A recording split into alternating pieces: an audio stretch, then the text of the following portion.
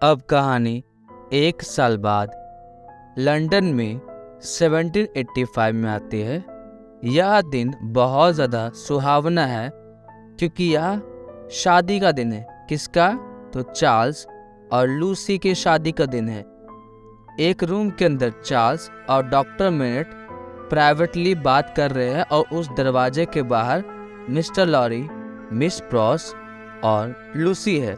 Miss pros वही nurse है जिसे लूसी अपने पिताजी को देखने के लेके आती है। तो यहाँ पे तीनों चर्च जाने के इंतज़ार कर रहे हैं और बाकी दो लोग अंदर बात कर रहे हैं। अब यहाँ पे मिस्टर लॉरी बहुत ही आराम से बोलते हैं कि आप क्यों रो रहे हो मिस प्रॉस? जिस पे मिस प्रॉस बोलती है, मैं नहीं रो रही हूँ, रो तो आप रहे हो। जिस पर मिस्टर लॉरी बोलते, क्या मैं रो रहा हूँ?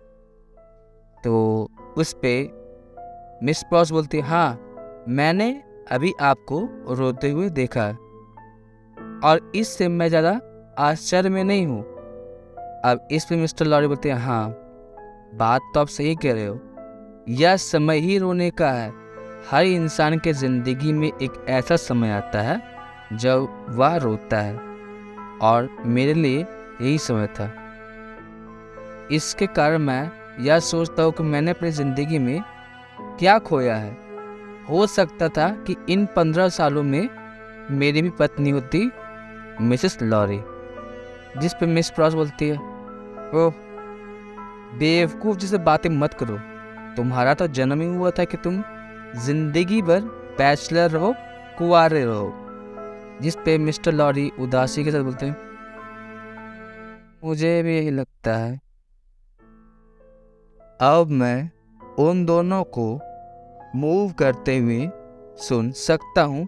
चलो अब मुझे मेरी बिटिया को सिर पे किस करने दो, इससे पहले कि वह उसे ले जाए। कौन ले जाए? तो चार्ल्स ले जाए। अब वह लूसी के चेहरे को बहुत ही अच्छे से पकड़ता है अपने दोनों हाथों में और उसके सिर पे किस करता है। थोड़ी देर बाद दरवाज़ा खुलता है और डॉक्टर साहब चार्ल्स डार्नी के साथ बाहर आते। उनका चेहरा पीला पड़ चुका था लेकिन फिर वह शांत थे। उन्होंने अपनी बेटी को अपना हाथ दिया और उनके हाथ को पकड़ते हुए वह नीचे आए और फिर वहाँ से वे लोग चर्च चले गए। शादी होने के बाद सारे के सारे लोग वेडिंग ब्रेकफास्ट के लिए वापस आते हैं। सब कुछ बहुत अच्छे से चल रहा था और दोनों पति पत्नी दरवाजे के पास तैयार थे अपनी हनीमून के लिए जाने के लिए। सब कुछ बहुत अच्छे से चल रहा था। लूसी अपने पिताजी से गले मिलके खूब रोती है लेकिन डॉक्टर साहब उसे अपने कंधों से बाहर हटाते हैं और डार्नी को बोलते हैं कि चार्ल्स, डार्नी मतलब चार्ल्स, अब यह तुम्हारी है। और उसी के बाद दोनों घोड़ा गाड़ी में बैठते हैं और बहुत दूर चले जाते हैं। अब यहाँ पर डॉक्टर मैट, मिस्टर लॉरी और मिस प्रॉस अकेले रह जाते हैं। यहाँ मिस्टर लॉरी देखते हैं कि एक अचानक सा बदलाव डॉक्टर साहब के पास आया है। ऐसा लग रहा था कि उन्हें कोई चीज़ परेशान करती है। और फिर डॉक्टर मैनेट अपने सिर को पकड़ते हुए अपने बेडरूम में चले जाते हैं। जिस पे मिस्टर लॉरी मिस प्रॉस को बोलते कि मुझे लगता है कि हमें उन्हें डिस्टर्ब नहीं करना चाहिए, मैं बैंक जा रहा हूँ, वापस आ जाऊँगा। जब मिस्टर लॉरी वापस आते शाम के समय तो वह देखते हैं कि मिस प्रॉस बहुत ही ज़्यादा डरी हुई है।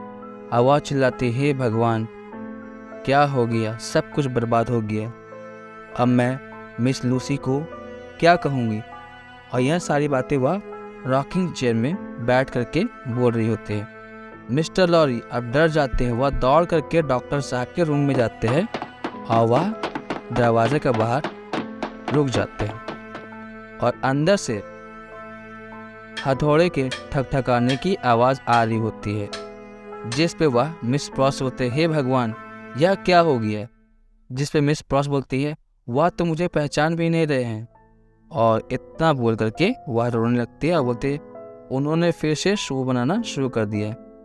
बहुत समय पहले की बात है कि डॉक्टर साहब रिकवर हुए थे अपने शौक से, और शादी की सुबह से जब उन्हें चार्ल्स डार्नी ने अपना असली नाम बताया, उनकी स्थिति खराब हो गई और धीरे धीरे करके वह जैसे थे वैसे ही वापस बन गए। वही दूसरी ओर चार्ल्स और लूसी खुशी खुशी अपनी ज़िंदगी गुजार रहे।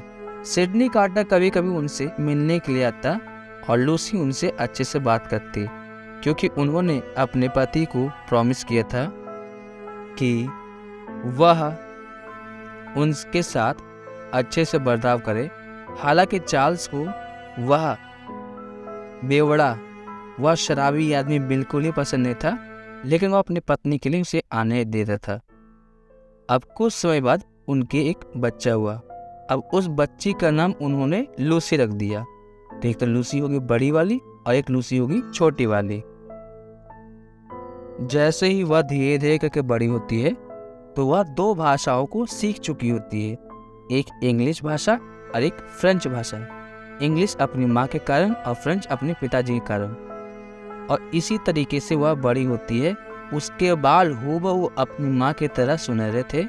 वे लोग हमेशा अपने दरवाजे के पास बैठते, सिटिंग रूम के पास बैठते शाम के समय, और जितनी भी कदमों की आवाज़ होती उन सबको सुनते। लेकिन शायद वो लोग यह बात भूल चुके थे कि सिडनी कार्टर ने बोला था कि बहुत सारे कदमों की आवाज़ हमारी ज़िंदगी में आने वाली है, बहुत सारे लोग हमारी ज़िंदगी में आने वाले हैं। और उस समय कुछ अलग होता है कि समर 1789 में उन्हें किसी के भी कदमों की आवाज़ नहीं सुनाई दे रही थी जिससे वह डरते। जब लूसी 4 साल की हो गई तो हाउस ऑफ सोहो बहुत ही ज़्यादा शांत, सिक्योर था और इंग्लैंड में चारों ओर शांति बनी हुई थी। अब यह शांति कितने समय तक चलेगी इसका अंदाज़ा कोई नहीं लगा सकता है। अब आगे क्या होगा इसके बारे में हम आगे जानेंगे।